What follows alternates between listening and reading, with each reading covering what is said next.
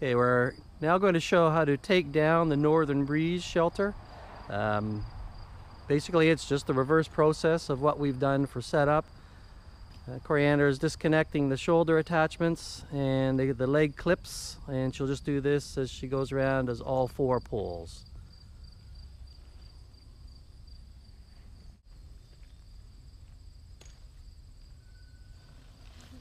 Okay, so now at this point, we're just going to disconnect the pin at the base of this pole, and then at the shoulder, the pole, I'm just going to drop that for packing away, and then move to a second pole. Same process, and now what you can see, the tent wants to come down, so you just rest it down. Now you have access to the rest of the shelter, repeating at the remaining 2 poles, and then you can undo the canopy clips and disengage the frame from the center hub.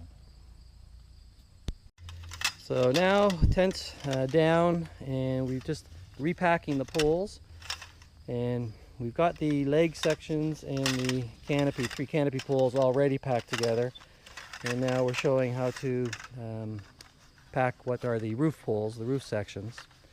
There's a couple wider end cap pockets that we're using on those to fit them over, but you'll see that there's 2 different sizes.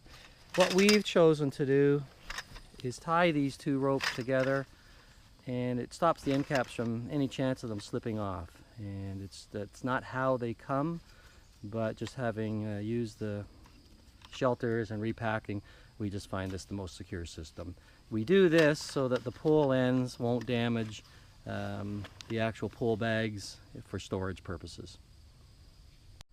Okay, so now we're going to the packing up of the actual fabric itself. Coriander's got the you'll get a brightly colored pouch that was attached to the hub, and that gets packed. If you don't do that, you could result in the metal hub actually damaging the roof cloth. That's why we've added it, why we've got it colored, so that you can find it easily and know that it's got a purpose. So then next we're going to do is we're actually going to take the entire shelter and invert it so it's laying upside down on the roof.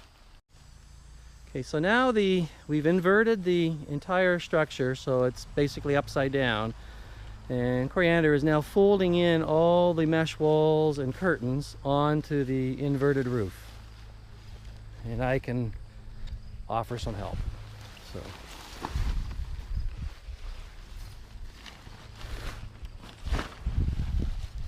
okay, and then at this point it's all in, and we're going to take the one side and just bring it right over, double it up.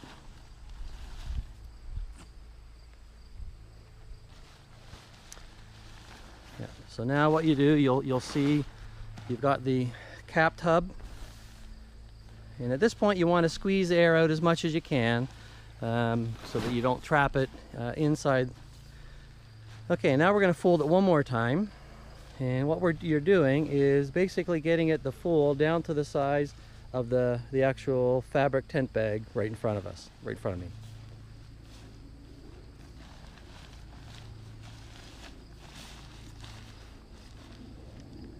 Okay. And what you can do one more time is you can actually lift up that whole half and bring it to this end. Yep. And then starting with the hub, and just kind of pressing the air out as best you can as you make the roll. And this is kind of probably maybe the most challenging part in the whole process, but it's not difficult. But the more air you squeeze out, the easier it is to pack in the final bag.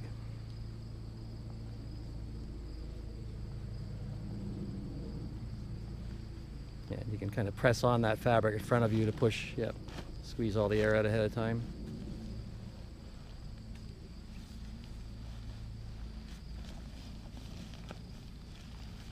Okay, so we do have, if you need, the ties that came with it.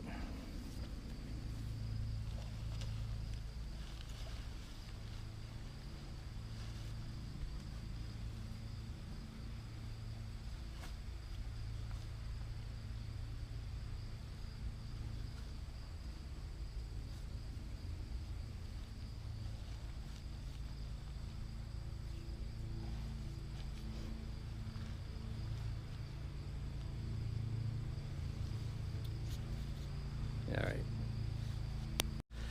So we've now got the components. We've got the actual shelter fabric in its bag being slipped into the duffel. The poles all packaged back, slipping in alongside. And then your stake bag. Whoop, yep, she's got, okay, good. Stake bag with the guy line ropes and instructions. And just work it along. And there you have it. It's all packed in much the way it was when it came. Thank you very much.